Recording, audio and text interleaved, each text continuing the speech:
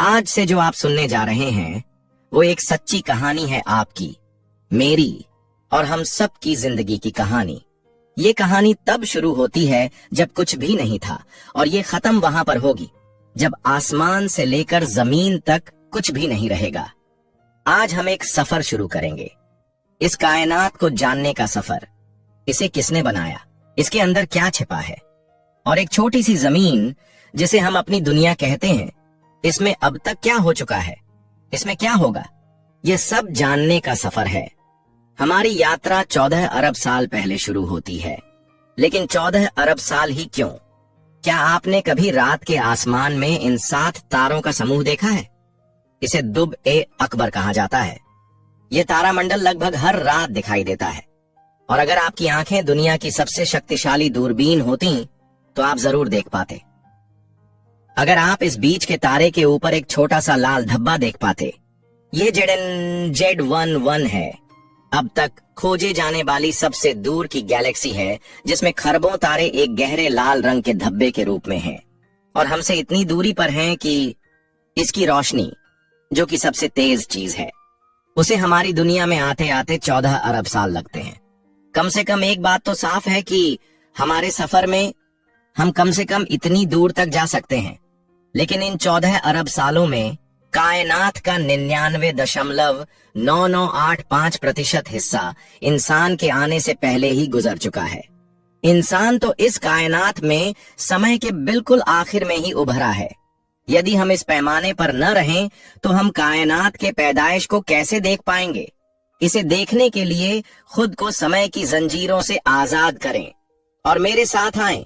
हम उस सारे ज्ञान की खोज करेंगे जो हमें सारी कायनात की सच्ची कहानी बताएगा। हमारे आसपास ज्ञान की एक बहुत ही सामान्य शाखा है जिसे साइंस कहा जाता है, और साइंस की एक शाखा को कॉस्मोगोनी कहा जाता है, जिसका मतलब है कायनात की पैदाइश का अध्ययन, जिसने इंसान को साल 1974 में एक खोज करने में कामयाब बनाया। यह इतनी बड़ी खोज थी कि इसके खोजकर्ताओं अर्नो पेनजियास और रॉबर्ट विल्सन को नोबेल पुरस्कार से सम्मानित किया गया। उन्होंने एक ऐसी खोज की थी जो कायनात की पैदाइश के शुरू में हुई थी। यह एक ऊर्जा की तरह था जो पूरे कायनात में फैल रहा था, जहां भी वे देखते थे। उन्होंने इस ऊर्जा को पाया। ऐसा लगा जैसे किसी बहुत बड़े धमाके या किसी महान विस्तार ने इसे बनाया और इसे हर जगह फैला दिया, जैसे कि किसी बहुत बड़े धमाके से पैदा हुई प्रतिध्वनि अरबों खरबों साल पहले हुई थी। उन्होंने इसे ब्रह्मांडीय माइक्रोवेव पृष्ठभूमि नाम दिया। आज हम इसे ब्रह्मांडीय माइक्रोवेव पृष्ठभूमि के रूप में जानते हैं। बिग बैंग के बारे में कहा जाता है कि आसमान और पृथ्वी और इनके बीच जो कुछ भी है वह सब एक बार एक साथ मिला हुआ था, तथा फिर एक बहुत ताकतवर धमाके बाद अलग हो गया था, जिसे आज हम बिग बैंग के नाम से जानते हैं। लेकिन यह खोज एक बड़ी परेशानी के साथ आई थी, जिसे बिग बैंग के नाम से जाना जाता है। समस्या यह है कि कभी कभी हम इस ऊर्जा को 46 अरब लाइट ईयर तक फैली हुई नजर आती है। वहीं आसमान के कुछ हिस्सों में केवल 3.5 लाख लाइट ईयर के फासले में फैला नजर आता है। इसका मतलब केवल एक ही बात हो सकती है कि रोशनी कायनात के अलग अलग हिस्सों में अलग अलग रफ्तार से यात्रा कर रही है, जो असंभव लगता है, जैसा कि हम जानते हैं कि रोशनी की केवल एक ही रफ्तार होती है, लगभग 3 लाख किलोमीटर प्रति सेकंड।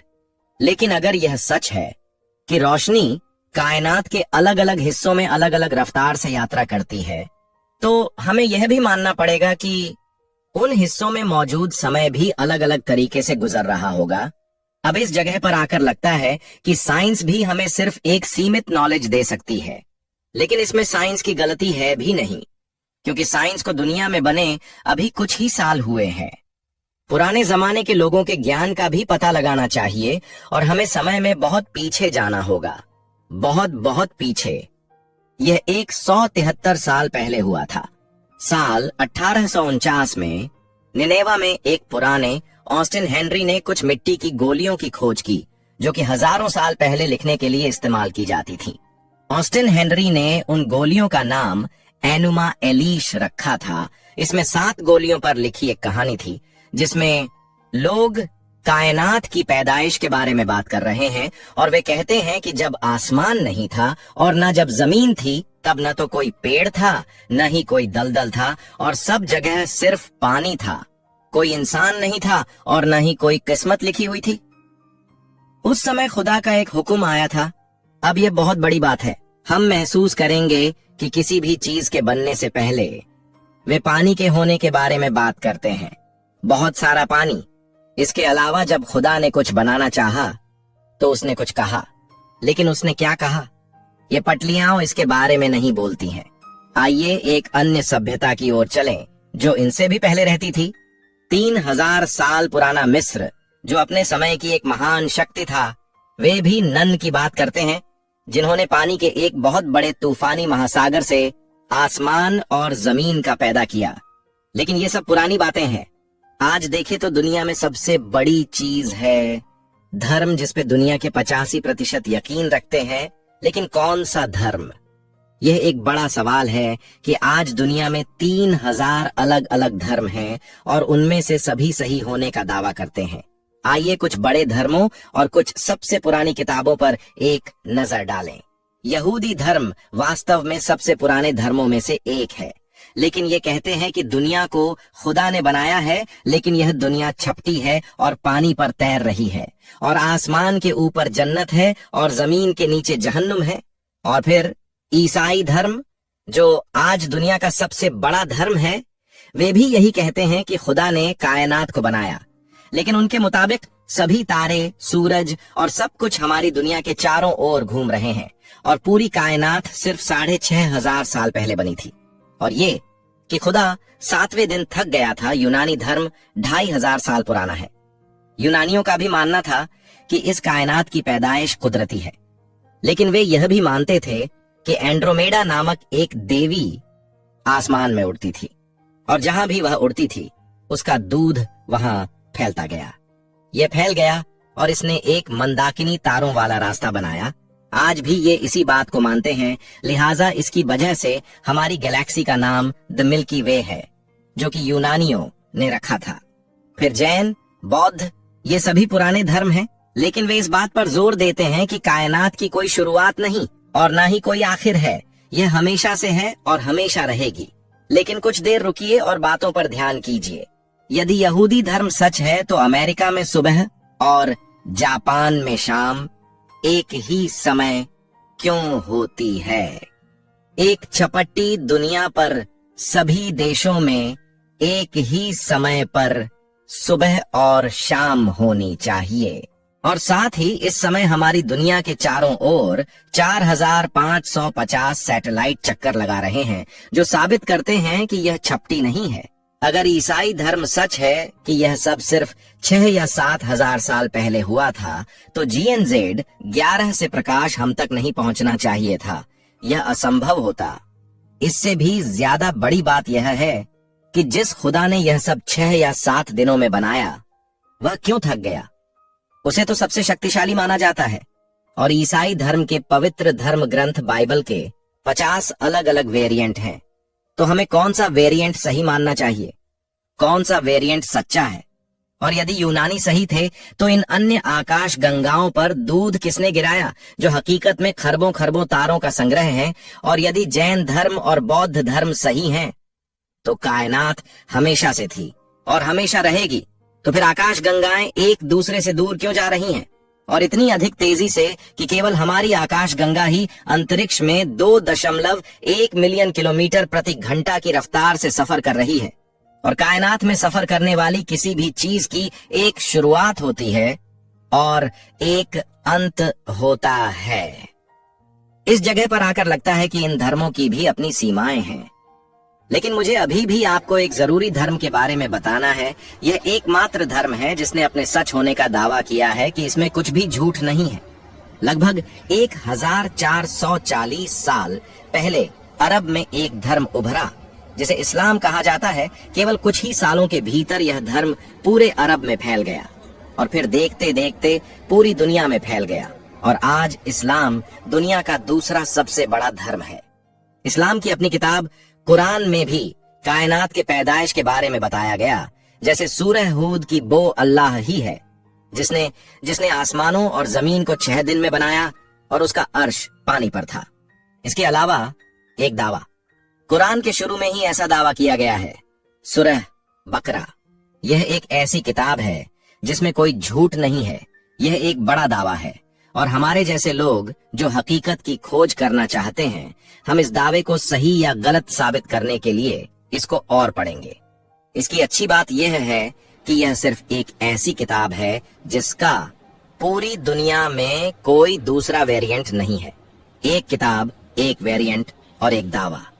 न तो कॉस्मोगोनी ने कभी यह दावा किया, न ही किसी ऐतिहासिक पट्टियों ने और न ही किसी और धर्म ने यह दावा किया है।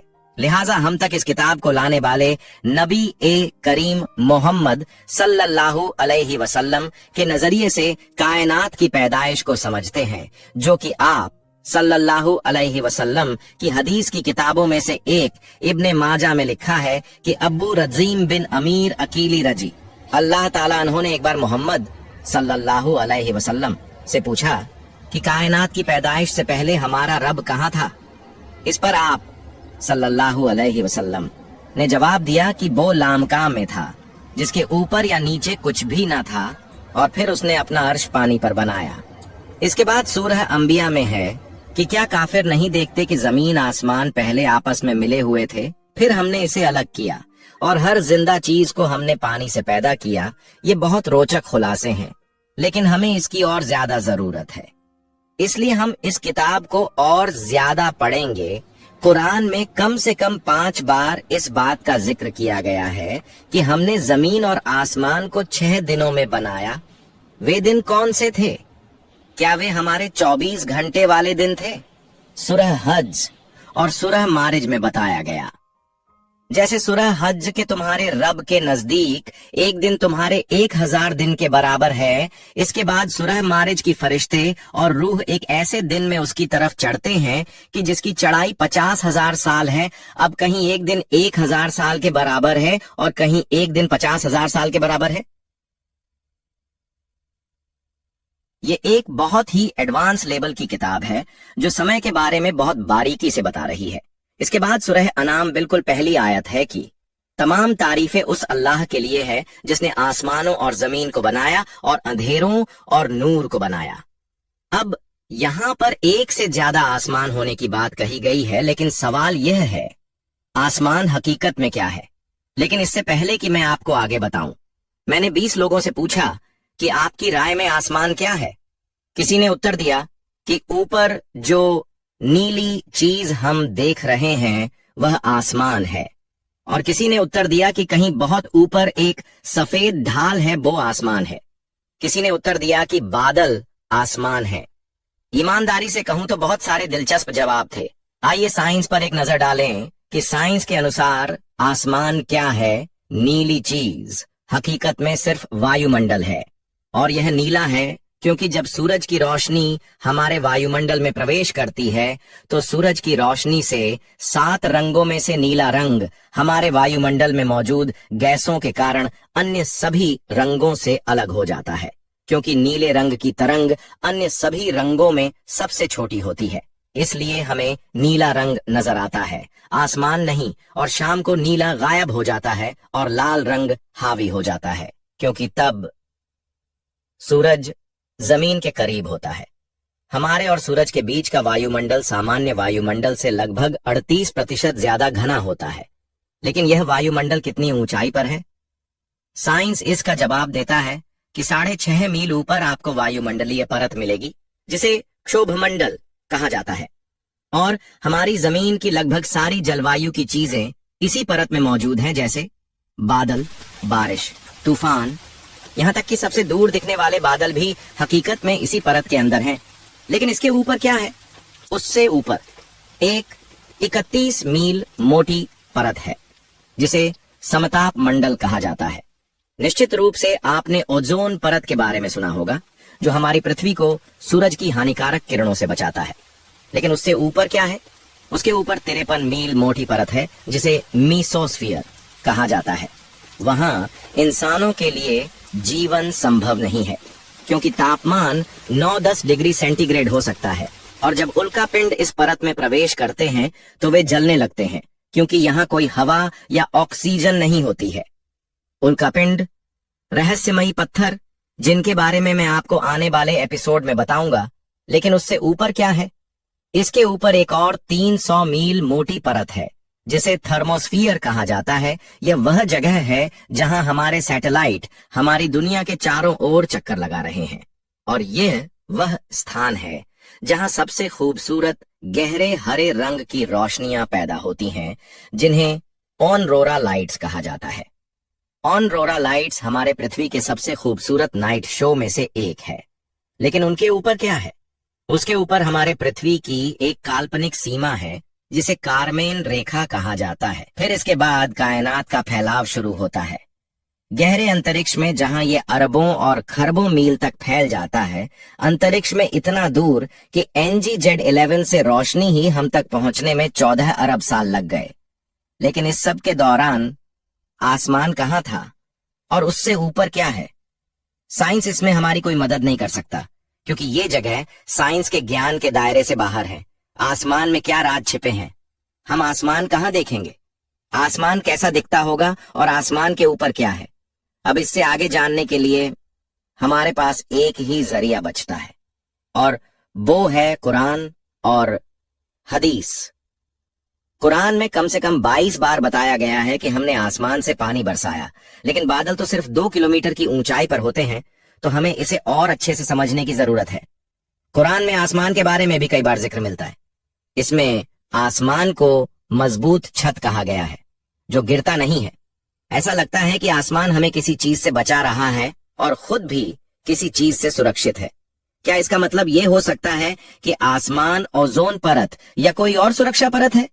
मगर अभी हमारे पास पक्के सबूत नहीं है, इसलिए कुरान को और गहराई से समझना होगा। सूरह तारीख में इसकी कसम उठाई गई है कि कसम है पलटाने वाले आसमान की। जो लोग मौसम विज्ञान जानते हैं वे समझ सकते हैं कि ये कैसे होता है। हमें लगता है कि सिर्फ 4 मौसम होते हैं, सर्दी, गर्मी, बरसात और वसंत, लेकिन असल में 12 तरह की जलवायु होती हैं जो सीधे आसमान और वायुमंडल से जुड़ी होती हैं। पानी, कोहरा, बारिश, बर्फबारी, तूफान, हवाएं, ये सब बार बार आसमान से आते हैं और जमीन पर लौटते हैं। कुरान में यह भी बताया गया है कि सूरज, चांद और तारे आसमान में हैं। इसमें कई बार सजाए गए तारों की बात भी आती है और आसमान के खंभों का जिक्र किया गया है। जैसे सूरह हिज्र की 16वीं आयत में है कि आसमान में सुंदर खंभे हैं जो समझने वालों के लिए हैं। ये खंभे क्या हैं, इसका ठीक ठीक अंदाजा किसी को नहीं है, लेकिन 1995 में एक फोटो ली गई थी जिसे कायनात के स्तंभ, पिलर्स ऑफ क्रिएशन कहा गया। ये बहुत खूबसूरत थे और इसे बार बार फोटो लिया गया। इसका मतलब ये हो सकता है कि आसमान में ऐसी चीजें हैं जो हमें समझ में नहीं आती, लेकिन वे वाकई मौजूद हैं। कुरान में जलती हुई लपटों का भी जिक्र है जो रहस्यमयी तारों का पीछा करती हैं और उन्हें पकड़ लेती हैं। ऐसे तारे भी बताए गए हैं जिनका कोई निशान नहीं होता, जैसे पूंछ वाला तारा जो लाखों मील लंबी पूंछ छोड़ता है। इसके अलावा हमारी आकाश गंगा मिल्की वे में करीब 400 अरब तारे हैं और हमारी नजदीकी आकाश गंगा में उससे भी 2.5 गुना ज्यादा तारे हैं। पूरे कायनात में लगभग 2 ट्रिलियन आकाश गंगाएं हैं। तो क्या ये सब आसमान है? आसमान की ऊंचाई कितनी है? कुरान में कई जगह बताया गया है कि आसमान बहुत दूर तक फैला है, जैसे सूरह घाशियां। क्या ये लोग देखते नहीं कि आसमान को कैसे बुलंद किया गया है? सूरह जारियात में कहा गया है, हमने अपने हाथों से आसमान बनाया और हम ही इसे फैलाने वाले हैं। इससे पता चलता है कि आसमान सिर्फ हमारे ऊपर ही नहीं है, बल्कि ये बहुत दूर तक फैला हुआ है। मगर क्या आसमान की कोई सीमा है? कुरान के मुताबिक हाँ, सूरह अल नाजियात और अल रहमान में इसकी सीमा बताई गई है। सूरह नाजियात कि तुम्हें बनाना आसमान बनाने से ज्यादा कठिन है और अल्लाह ही ने इसे बनाया और इसकी समाक यानी बाहरी सीमा तय की। फिर दूसरी आयत सूरह रहमान, हे जिन्ने और इंसानों, अगर तुम आसमान और जमीन की सीमा पार कर सकते हो तो कर लो, लेकिन तुम ऐसा नहीं कर सकते जब तक तुम्हारे पास शक्ति ना हो। अगर तुम ऐसा करने की कोशिश करोगे तो तुम पर आग और धुएं की लपटें छोड़ी जाएंगी और तुम अपनी रक्षा नहीं कर पाओगे। मतलब इतनी बड़ी कायनात होते हुए भी कहीं ना कहीं इसकी भी कोई सीमा है। जहां आसमान खत्म होता है वहां आग और धुएं की लपटें निकलती हैं। शायद यही सीमा की निशानी है। आसमान का विस्तार हमारे सिर के ऊपर से शुरू होकर बहुत ऊपर तक जाता है और किसी न किसी जगह खत्म होता है। यही वजह है कि पानी इसी आसमान से बरसता है, सूरज, चांद और तारे इसी में तैरते हैं और यही आसमान तारों से सजा हुआ है। आसमान खरबों मील तक फैला हुआ है और आखिर में इसकी कोई सीमा जरूर होगी। कुरान में आसमान के 4 खास पहलुओं पर चर्चा की गई है। आसमान में रहने वाले जानदार, आसमान में ऊपर नीचे जाने वाली चीजें, आसमान के दरवाजे और रास्ते, आसमान की आखिरी नियति। इसके अलावा कुरान में 7 आसमानों का भी जिक्र किया गया है। ये सब हमें ये सोचने पर मजबूर करता है कि आसमान और कायनात को समझना साइंस के लिए भी बहुत मुश्किल है। इसलिए मैंने कुरान और हदीस की रोशनी में आसमान की संरचना के बारे में और अधिक खोजबीन की। इसी दौरान मैंने 14वीं सदी के मिस्र के विद्वान जलाल अल दीन अस सयूती की पुस्तक अस समाया फिल हयात अस समायाह पढ़ी। इसमें 7 आसमानों के बारे में और उनकी संरचना के बारे में बताया गया है। अब मैं आपको बताऊंगा कि आसमान के ऊपर क्या है। पहला आसमान पानी और धुएं से बना हुआ है और इसे रफिया कहा जाता है। शायद इसी पानी की वजह से कोई भी इसे पार नहीं कर सकता। सूरह रहमान के मुताबिक जो भी इसे पार करने की कोशिश करेगा उस पर धुआं छोड़ा जाएगा।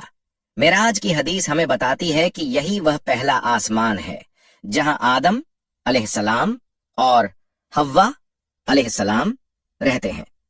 कुछ के रिवायतों में है कि यहीं पर पैगंबर मोहम्मद सल्लल्लाहु अलैहि वसल्लम ने हबीब नामक एक फरिश्ते को देखा था जो आधा आग और आधा बर्फ से बना था। अब मैं इस आसमान के पानी के बारे में कुछ और बताना चाहता हूं। रोमन सम्राट हेराक्लियस ने हजरत मुआविया रज्जी अल्लाह ताला अन्हो को एक पत्र लिखा था। इसमें उन्होंने कुछ ऐसे सवाल पूछे जिनके जवाब केवल पैगंबर मोहम्मद सल्लल्लाहु अलैहि वसल्लम की शिक्षाओं से ही दिए जा सकते थे। हजरत मुआविया रज्जी अल्लाह ताला अन्हो ने यह खत हजरत इब्न अब्बास रज्जी अल्लाह ताला अन्हो को भेजा ताकि वे इसका सही जवाब दे सकें। इस खत में मुजर्रा के बारे में एक सवाल किया गया था। हजरत इब्न अब्बास रज्जी अल्लाह ताला अन्हो ने जवाब दिया, मुजर्रा आसमान में एक दरवाजे की तरह है। यह यहाँ और वहां के बीच एक दरवाजे की तरह काम करता है। यह ऐसा दरवाजा है जिससे कुछ भी नहीं गुजर सकता, न गर्मी, न सूरज की रोशनी, न कोई और चीज। मैंने मुजरा के बारे में और भी जानकारी जुटाई। कुछ मान्यताओं के अनुसार यह एक विशेष तरल पदार्थ है जो जानदार है। यह एक तरह का जानदार पानी है। हालांकि मैं इस परंपरा की पुष्टि किसी और स्रोत से नहीं कर सका, लेकिन अगर यह सच है तो पहला आसमान जानदार पानी से बना है। इसमें ऐसे दरवाजे हैं जिनसे कुछ भी नहीं गुजर सकता, यहां तक कि तापमान भी नहीं। दूसरा आसमान सफेद मोतियों से बना है। हदीस के मुताबिक इसे कैदूम कहा जाता है। इस आसमान पर हजरत पैगंबर ईसा अलैहिस्सलाम और हजरत याह्या अलैहिस्सलाम इस पर रहते हैं। तीसरा आसमान जिसे मादून कहा जाता है वह शुद्ध लोहे से बना है। इस तीसरे आसमान में पैगंबर यूसुफ अलैहिस्सलाम रहते हैं और कुछ मान्यताओं के अनुसार यह वह आसमान है जहां हजरत इजराइल अलैहिस्सलाम रहते हैं, जिसे हम मौत के फरिश्ते कहते हैं। उससे ऊपर चौथा आसमान है जो शुद्ध पीतल से बना है और इसे अरफलून कहा जाता है। यह वह जगह है जहां पैगंबर इदरीस अलैहिस्सलाम रहते हैं। यहाँ एक फरिश्ता किस्फाईल भी रहता है जिसे आंसू का फरिश्ता कहा जाता है। इसके ऊपर 5वां आसमान है जिसे हय्यून कहा जाता है। यह शुद्ध चांदी से बना है। यहाँ पैगंबर हारून अलैहिस्सलाम रहते हैं और यहीं पर जहन्नुम का दरोगा मालिक भी मौजूद है। मालिक उन रहस्यमयी फरिश्तों को आदेश देता है जिनका जिक्र सूरह अलकंड में जबानिया के रूप में हुआ है। फिर छठा आसमान आता है जिसे उरूस कहते हैं। यह शुद्ध सोने और लाल माणिक पत्थर से बना है। यहाँ पैगंबर मूसा अलैहिस्सलाम रहते हैं जो शुद्ध सोने और लाल माणिक पत्थर से बना हुआ है। सूरह नज्म में एक बहुत बड़े पेड़ का जिक्र है, सिदरातुल मुंतहा, जिसकी जड़ें छठे आसमान में हैं और शाखाएं 7वें आसमान तक जाती हैं। यह एक बेरी का पेड़ है जिसके पत्ते बहुत बड़े हैं और इसके फल बड़े बर्तनों जैसे हैं। इस पेड़ के चारों ओर सोने से बने परिंदे उड़ते रहते हैं। पैगंबर मोहम्मद सल्लल्लाहु अलैहि वसल्लम ने बताया कि मेराज की रात जब इस पेड़ को अल्लाह की रहमत ने ढका था तो अल्लाह के हुक्म से इसका रंग बदल गया। यह इतने अनोखे रंगों में बदल गया कि दुनिया का कोई भी इंसान उन रंगों को समझ नहीं सकता। अब 7वां आसमान आता है जिसे उजमा कहते हैं। यह वह आसमान है जहां पैगंबर इब्राहिम अलैहिस्सलाम रहते हैं। यह एक ऐसे नूर से बना है जिसे इंसान समझ नहीं सकता। इस 7वें आसमान तक सिदरातुल मुंतहा की शाखाएं पहुंच सकती हैं। जो भी नीचे से आता है वह यहीं रुक जाता है और जो भी ऊपर से आता है वह यहीं से दिया जाता है। लेकिन इसके ऊपर क्या है? अब मैं बहुत सावधान रहूंगा और आपसे ध्यान से सुनने का अनुरोध करता हूं। इसके ऊपर अल्लाह का अर्श है। इसे 8 महान फरिश्ते उठाए हुए हैं। यह अर्श लाल माणिक पत्थर से बना हुआ है और यह बहुत ज्यादा बड़ा है। अर्श के ऊपर कुर्सी है और यह वह स्थान है जहां तक ज्ञान की सबसे बड़ी सीमा है। अर्श का मालिक अल्लाह है जो हर चीज का मालिक है, मेरा भी, आपका भी और पूरी कायनात का। अर्श के दाहिनी ओर एक जगह है जहां सब कुछ लिखा हुआ है, लोह ए महफूज। अल्लाह ने इसे सफेद मोतियों से बनाया है। इसके पन्ने लाल माणिक से बने हैं। इसकी लिखावट नूर से की गई है। इसमें हर उस चीज के बारे में लिखा है जो अब तक हुआ और जो आने वाले समय में होगा। लोह ए महफूज का आधार सफेद पत्थर से बना है। यह एक फरिश्ते के गोद में रखा हुआ है। अल्लाह इसे दिन में 360 बार देखता है। पैगंबर मोहम्मद सल्लल्लाहु अलैहि वसल्लम ने बताया कि अगर 7 आसमानों की तुलना अल्लाह के अर्श से की जाए तो वे सिर्फ एक रेगिस्तान में पड़ी अंगूठी के बराबर होंगे, और अगर अर्श की तुलना अल्लाह की कुर्सी से की जाए तो वह भी एक रेगिस्तान में पड़ी अंगूठी की तरह होगी। अब एक पल के लिए रुकिए और जरा सोचिए कि आपने अभी क्या सुना। क्या आपका दिमाग इस विशालता को समझ सकता है? क्या मैं आपको इस महानता का असली मतलब समझा सकता हूं? शायद नहीं। शायद किसी भी इंसान के लिए इन चीजों को पूरी तरह समझना मुमकिन नहीं। क्या आपको याद है, मैंने शुरुआत में कहा था कि लगभग हर धर्म में एक महान शक्ति का जिक्र आता है, लेकिन जब मैं इन शब्दों को लिख रहा था मैं मुस्कुरा दिया, क्योंकि कुरान में इस सबसे शक्तिशाली शक्ति का जिक्र 7 बार किया गया है। अल्लाह कहता है, जब हम किसी चीज की इच्छा करते हैं तो हम सिर्फ इतना कहते हैं, हो जा, और वह हो जाती है। कुन फयाकुन, यानी हो जा और वह हो जाती है। ये मेरे अल्लाह की ताकत है। कायनात और इसके छुपे हुए रहस्य हमेशा से इंसान के सबसे बड़े सवालों में से एक रहे हैं। हजरत इमरान बिन हुसैन रजी अल्लाह ताला अन्हो की कहानी। एक बार हजरत इमरान बिन हुसैन रजी अल्लाह ताला अन्हो पैगंबर मोहम्मद सल्लल्लाहु अलैहि वसल्लम से मिलने आए। उन्होंने अपना ऊंट दरवाजे के बाहर बांधा। उसी समय यमन के कुछ लोग पैगंबर सल्लल्लाहु अलैहि वसल्लम से मिलने आए और पूछा, हे अल्लाह के रसूल SAW, हमें बताइए यह कायनात कैसे बनी? पैगंबर सल्लल्लाहु अलैहि वसल्लम ने उन्हें बताना शुरू किया। अल्लाह हमेशा से था, वह अकेला था, उसका अर्श पानी के ऊपर रखा था। उसने लोह ए महफूज में सब कुछ लिखा, फिर आसमान और जमीन बनाई। लेकिन तभी किसी ने इमरान से कहा, इमरान, तुम्हारा ऊंट रस्सी तुड़ाकर भाग गया। इमरान भागे भागे ऊंट के पीछे गए। बाद में उन्होंने कहा, काश मैं उस ऊंट को जाने देता, काश मैं वहीं रुककर पैगंबर सल्लल्लाहु अलैहि वसल्लम की बात सुनता, क्योंकि अल्लाह ही जानता है कि उस दिन पैगंबर सल्लल्लाहु अलैहि वसल्लम ने कितने